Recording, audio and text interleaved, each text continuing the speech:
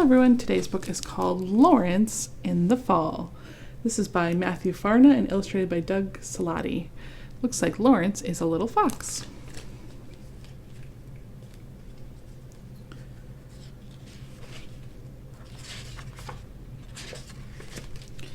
When Lawrence saw the chalkboard, he froze. It says, "Bring in something you collect to show the class."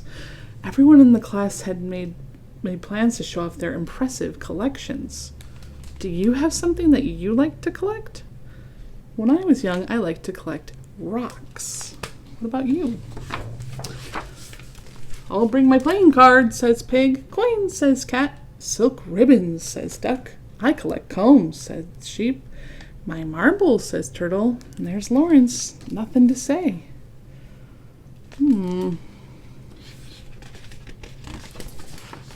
"Your turn," his classmate said. But Lawrence had nothing to share. It seems like Lawrence doesn't really collect anything. He doesn't know what he's going to do. After school, Lawrence ran home in tears. Bursting into his den and climbing to his bed, he explained his assignment to his papa. "I have nothing for show and tell," Lawrence sobbed. Said Papa, "I see. I know a place where you might find a collection fit for a special fox like you." Have you ever had a day at school like that where the assignment, you just didn't understand what was being taught and you just, I don't know what to do, and I'm feeling really overwhelmed? Yeah, that can be a hard day, but people around you can help you out, and it's okay not to understand everything or have the right answer all the time. It's worth trying anyway, right? Early the next morning, Papa took Lawrence's paw and led him into the forest. "There's no better place to find what you need than the woods," Papa explained. But Lawrence wasn't so sure. The path into the forest only got darker and darker. And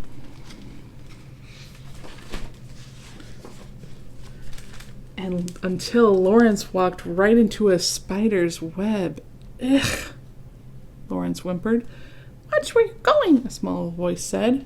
"Hello, Spider," Papa called out.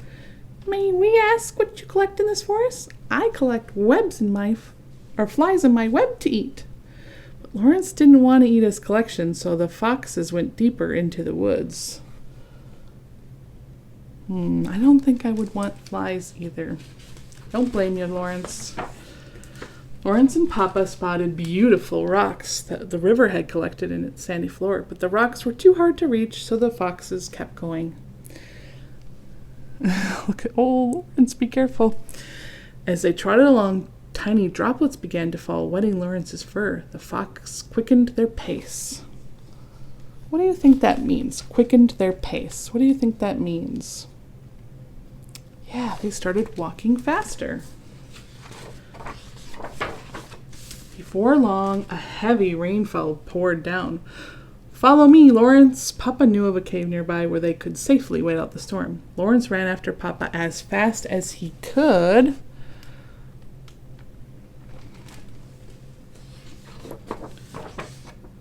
But the forest floor was soggy, and Lawrence fell behind until he lost sight of Papa altogether. Oh no.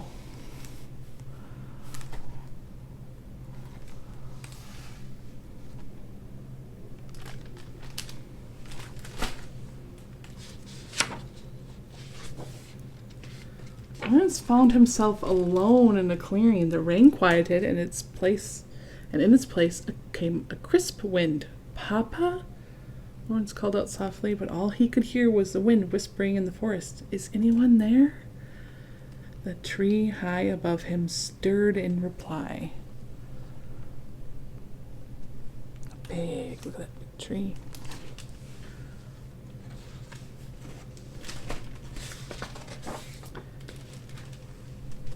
"Hello," Lawrence said a little louder. This time the branches shook, and a small, colorful leaf drifted down. Right on his head.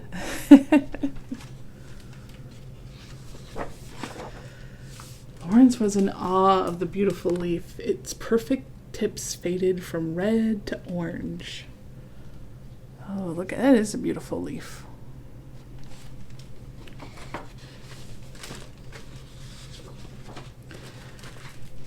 There you are, Papa exclaimed as he rushed into the clearing. Look, Lawrence said with astonishment, forgetting that he had been lost.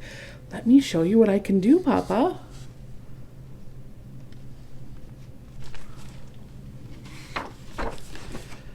Lawrence led his father to a grove of taller trees where he took a big breath, tilted his head back, and called out, "Hello up there!" Once again, the tree branches gracefully swayed back and forth and the leaves floated down. Lawrence studied the leaves as he gathered them, yellow ones with rounded edges. Those are oak trees, Papa explained. Thank you, oak trees, Lawrence called. So now he's got a different kind of leaf from a different kind of tree.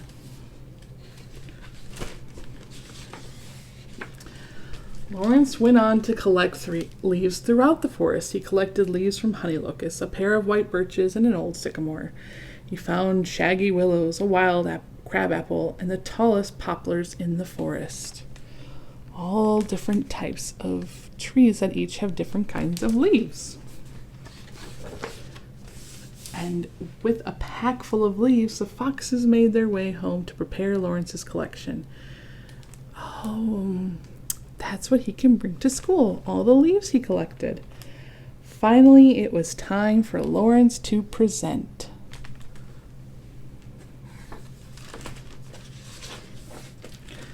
All his classmates listened as he told them about his trip to the woods. Every leaf he showed the class was unique in shape and color.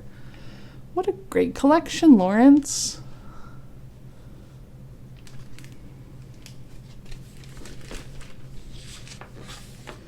Lawrence let his classmate pick out their favorite leaves. He gave away so many, but by the end of the day, he had no leaves left. But Lawrence didn't mind. Yeah, he knows where to get them. Now they each have cool leaves. Cool. He knew where he could find a few more. They all went on a little hiking trip to find them. I bet that they enjoyed that adventure. And here on the inside or cover are some leaves with the type of tree they come from. Pretty nifty. Well, I like that book. It reminds me of an activity I used to do when I was younger, and I still like to do today, is collect different types of leaves, especially in fall, because some leaves turn yellow and some turn orange and some turn red and some turn almost like a pinkish purple. And it's a lot of fun to collect the different types of leaves and start to notice and appreciate the different types of trees and all around. And it's a really fun fall activity that I would encourage you to do as well.